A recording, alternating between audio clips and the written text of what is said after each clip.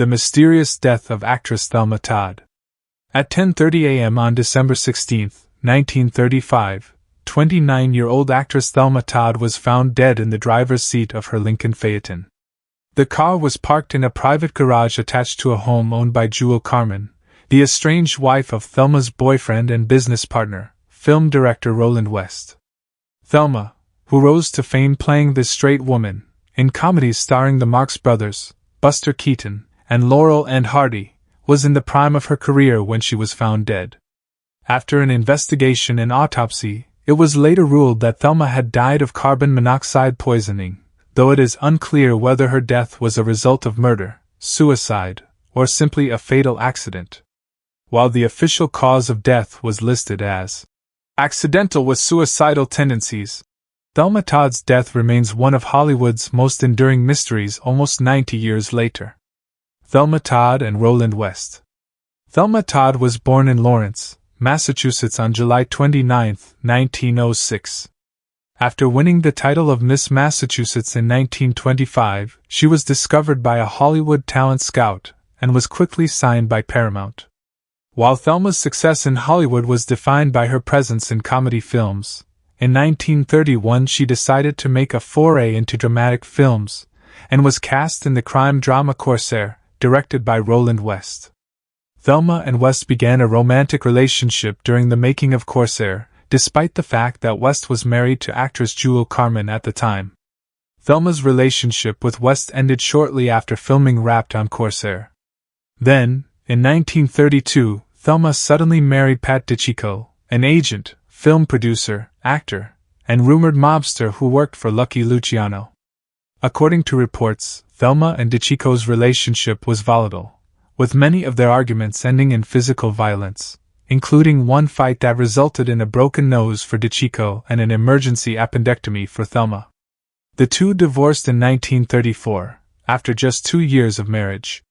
Following her divorce from DiCicco, Thelma resumed her relationship with Roland West. They also went into business together, opening Thelma Todd's Sidewalk Cafe, a supper club on Pacific Coast Highway, just north of Santa Monica in the Castellamare area of Pacific Palisades. The Sidewalk Cafe became a Hollywood hotspot frequented by celebrities, politicians, and even mobsters. Thelma and Roland lived in an apartment above the restaurant, though West was still married to Jewel Carmen at the time, who lived in a house just up the hill from the restaurant. While the two residences were only about a block apart, the route from the cafe to the house and garage included a steep staircase with over 200 steps. It was in the garage of this home that Thelma's body was found. Accidental death with suicidal tendencies. On December 14, Thelma attended a party thrown by actress Ida Lupino and her father Stanley at the Trocadero, a popular Hollywood restaurant and nightclub. Guests at the party reported that Thelma was in good spirits, although she apparently had a confrontation with her ex-husband, Pat DiCicco, at some point during the night. DiCicco had been invited to the party and a seat was saved for him beside Thelma. But when DiCicco showed up with another woman, Thelma became angry and there was a confrontation between her and her ex-husband. At 1:50 a.m., Thelma called West and told him she would be leaving soon and coming home. But right after that call, she ran into some friends and spent over an hour talking with them. Thelma finally left the party around 3:15 a.m. on December 15th. She was driven home by her chauffeur, Ernest O. Peters, and they arrived at her apartment at the Sidewalk Cafe at 3:45 a.m. Normally, Peters would walk Thelma up the stairs to her apartment, but that night she declined his assistance. This was the last confirmed sighting of Thelma Todd until her body was found in the garage the next day. Just over 24 hours later, at 10:30 a.m. on December 16th, Thelma's assistant, May Whitehead, discovered the actress's lifeless body in the front seat of her car. May thought her employer had simply fallen asleep, but she quickly realized that Thelma was dead and the police were called. The state of Thelma's body, and whether or not she had any injuries, is one element of the case that has long been debated. Some reports claim that the only injuries on Thelma's body were a bruise on her forehead and a split lip, which would likely have been caused by falling unconscious and hitting her head on the steering wheel. However, Other reports released shortly after her death claim that Thelma had bruises around her throat, a broken nose, and 2 broken ribs. Officially, Thelma Todd's death was classified as accidental with possible suicidal tendencies. The police's theory was that, upon returning home from the party at the Trocadero, Thelma was locked out of the apartment by Roland. Unable to get into the apartment, or wake Roland to let her in, Thelma walked to her car parked in the garage up the hill from the cafe. Given that it was a chilly night in December, the police theorized that Thelma went to her car to warm up and turned on the ignition so she could use the heat, which flooded the garage with carbon monoxide, resulting in her death. Discrepancies and unanswered questions. On the surface, Thelma's death would appear to be nothing more than an unfortunate accident. However, there are a number of details that complicate the narrative posited by the police. The first strange detail is the state of Todd's hair and clothing.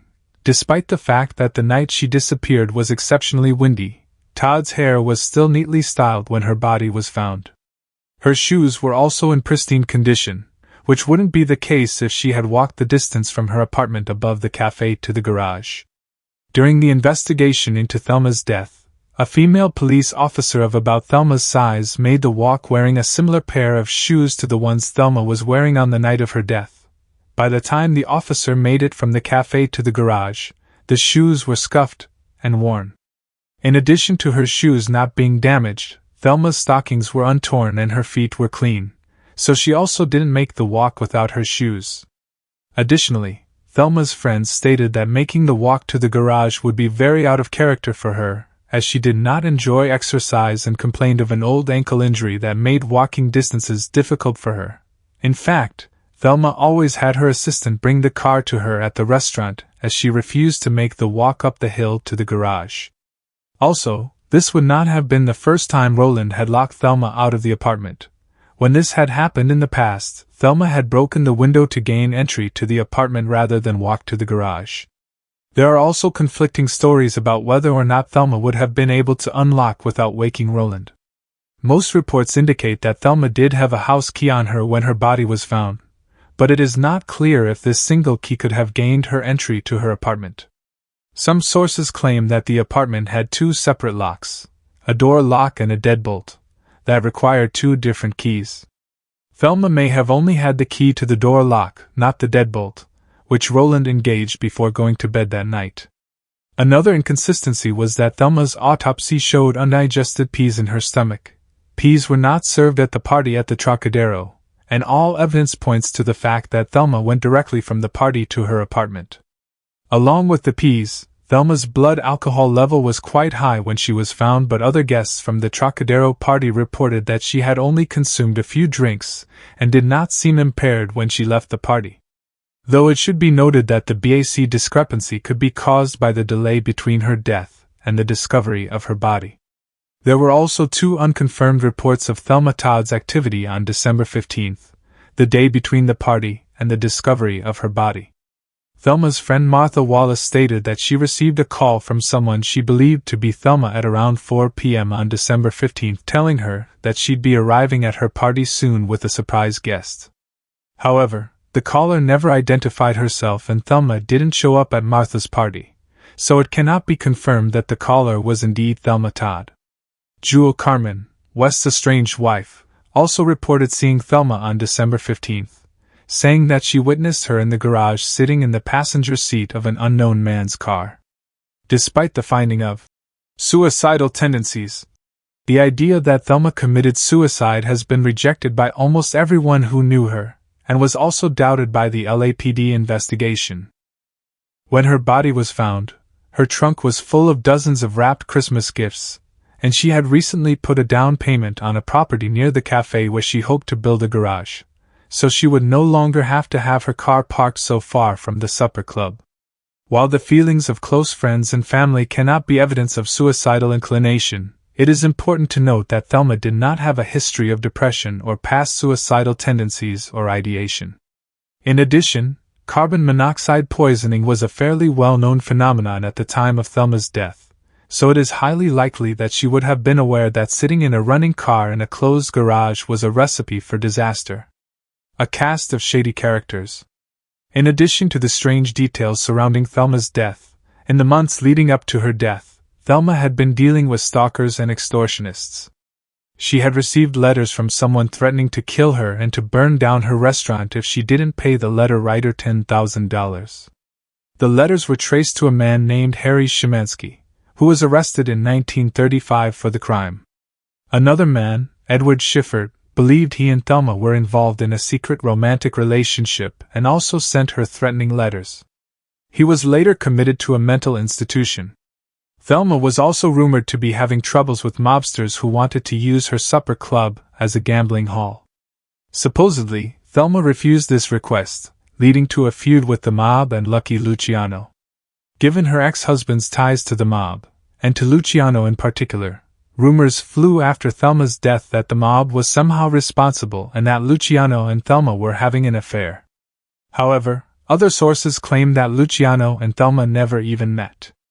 A classic Hollywood mystery. So what happened to Thelma Todd? One of the main challenges in this particular case is that it occurred during the reign of the Hollywood studio system, which was incredibly invested in maintaining strict control over the actors in their employ. The Big Five studios, of which Paramount was one, promoted promising talent via the star system, which often included morality contracts for the actors and was designed to cover up behaviors and incidents that could damage the star's image. This image control is obvious in the reports that were written immediately following Thelma's death. For example, the day after Thelma's body was found, the LA Times ran a story stating that Roland West was residing with his wife Carmen, and that his relationship with Thelma was only one of business partners.